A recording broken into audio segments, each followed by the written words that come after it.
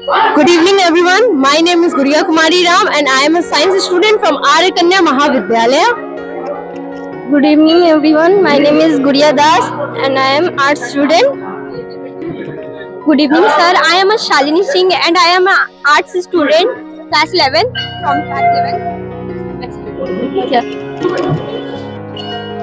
हमारा ये जो प्रोजेक्ट है वो सोलर एनर्जी से इलेक्ट्रिसिटी प्राप्त करने का है और हमारा जो ये प्रोजेक्ट का स्ट्रक्चर बना है वो एक बीच के साइड बना है, क्योंकि हम लोग जानते हैं कि बीच के तरफ सूर्य की किरणें बहुत अच्छे से प्राप्त होती हैं और ऐसा नहीं कि बीच के साइड ही सिर्फ सूर्य की किरणें बहुत अच्छे से प्राप्त होती है, क्योंकि भारत एक उष्णकटिबंधीय क्षेत्रों में आता है जिससे हर क्षेत्रों में सूर्य की किरणें बहुत अच्छे से प्राप्त होकर हमें इलेक्ट्रिसिटी दे सकती है।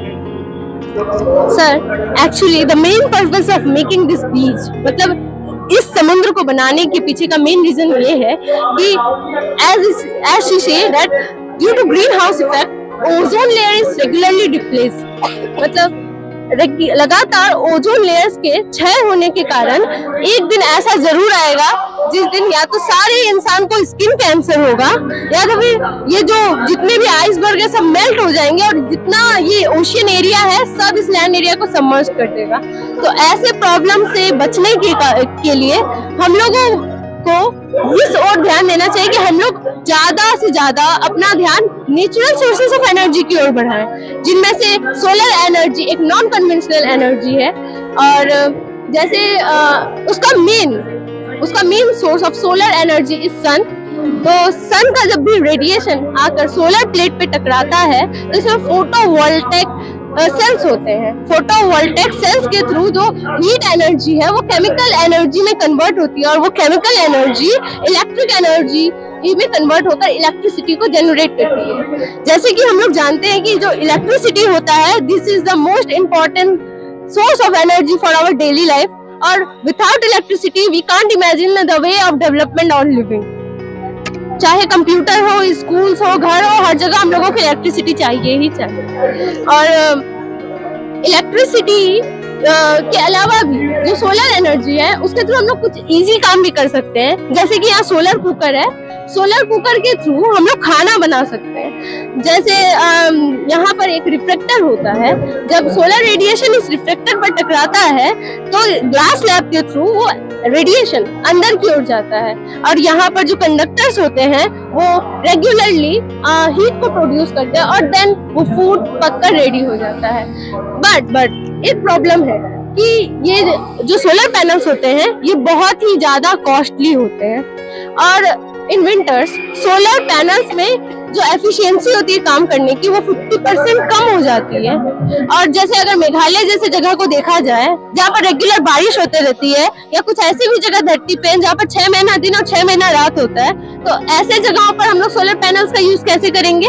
तो इसके लिए हम लोग सोलर पैनल्स को कुछ इस तरह से डेवलप कर सकते हैं कि लेस अमाउंट ऑफ फोटॉन्स में भी वो लेस अमाउंट ऑफ फोटॉन्स यानी बहुत कम फोटॉन्स में भी ह्यूज अमाउंट ऑफ एनर्जी को वो पैनल क्रिएट कर सके।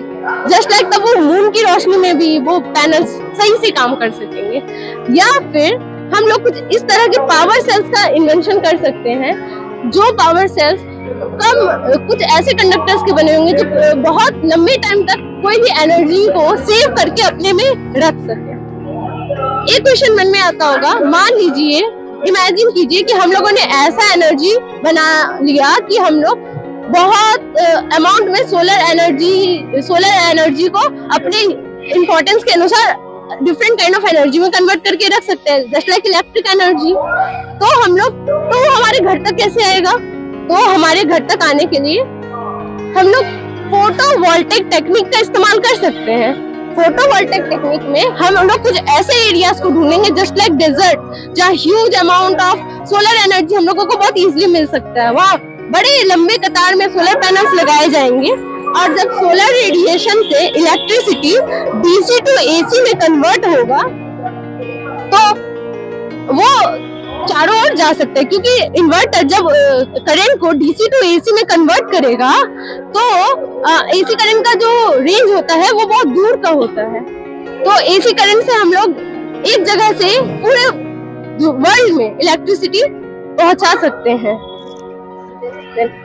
जैसा कि हमने जाना है कि हम लोग इसके सोलर एनर्जी के थ्रू हम लोग इलेक्ट्रिक जनरेट कर सकते हैं एंड सोलर कुकर के थ्रू हम लोग खाना भी बना सकते हैं। वैसे ही अदर काम भी हम कर सकते हैं, जैसे कि एक्टिव सोलर हीटिंग के थ्रू हम क्या करते हैं कि यहाँ पे सोलर कलेक्टर लगा होता है, जो कि यहाँ पे पाइप होते हैं, यहाँ पे वाटर्स होते हैं, जो कि सोलर रेडिएशन के through solar collector solar energy को एब्जॉर्ब करता है। देन ये वाटर जो होता है नीचे की ओर आते हैं और हॉट वाटर टैंक में कलेक्ट होते हैं। हॉट वाटर टैंक में कलेक्ट होने के बाद ये नीचे की ओर आते हैं। यहाँ पे हीट एक्सचेंजर लगा होता है जो कि हीट को एब्जॉर्ब करता है और देन यहाँ पे कोल्ड वाटर ऊपर की ओर जाते हैं और ये प्रोसेस लगातार चलते रहता है। और हीट एक्सचेंजर के थ्रू हम लोग हीट को रेडिएट करते हैं और यहाँ पे इंसुलेटर लगा होता है, जो कि इंसुलेटर रोधक का काम करता है, जैसे कि हम जानते हैं। और इससे पूरा बिल्डिंग जो होता है हीट रहता है और वाटर जो होता है ह्यूज अमाउंट में हम लोग उसका टेम्परेचर को बढ़ा सकते हैं और ह्यूज अमाउंट में जैसे रेस्टोरेंट वगैरह में हम लोग यूज करते हैं। आप लोग सोच रहे होंगे कि इलेक्ट्रिसिटी पाने का तो और भी तरीका होता होगा, जैसे विंड मिल और कोयला ये सब, परंतु हम लोग जानते हैं कि कोयला उत्पादन में अनेक समय लगे हैं एवं ये एक सीमित समय तक ही रहेंगे। और हम लोग अगर अभी से इनका इस्तेमाल इतना करेंगे तो हमारे आने वाले जनरेशन के लिए कुछ भी नहीं बचेगा। इसलिए एवं विंड मिल का इस्तेमाल भी हम लोग बहुत अच्छे पैमाने पर कर सकते हैं, परंतु वो भी पर्यावरण के लिए बहुत ही हानिकारक होते हैं। पर्यावरण से पर्यावरण में रहने वाले पक्षियां उनको बहुत ज्यादा नुकसान होते हैं। तो हमारे लिए सबसे ज्यादा लाभदायक सोलर एनर्जी से ही इलेक्ट्रिसिटी पाने का है। और आपको जानकर ये और भी अच्छा लगेगा कि जो इंडिया है वो सोलर पैनल्स डेवलपमेंट में या सोलर एनर्जी के यूज में 4th नंबर पे आता है। And if you are interested to know that 1st number पे चाइना, 2nd पे the great Britain and 3rd पे जापान आता है। बट एक दिन जरूर आएगा जिस दिन हमारा इंडिया रैंक 1 पे रहेगा। एंड हमारा इस प्रोजेक्ट को बनाने के पीछे का मेन मोटिव ये था कि लोग मोस्ट ऑफ द टाइम जो सोलर एनर्जी या फिर कोई भी ऐसा नॉन कन्वेंशनल एनर्जी के बारे में पढ़ते हैं, बस बुक्स तक ही उन्हें सीमित छोड़ देते हैं, उन पर और ज्यादा ध्यान नहीं देते। तो इन जनरल लोग इस चीज की ओर आकर्षित हो कि वो इसके डेवलपमेंट में या फिर इसके यूजेस में और ज्यादा अपना योगदान दे, तो ये अच्छा हो।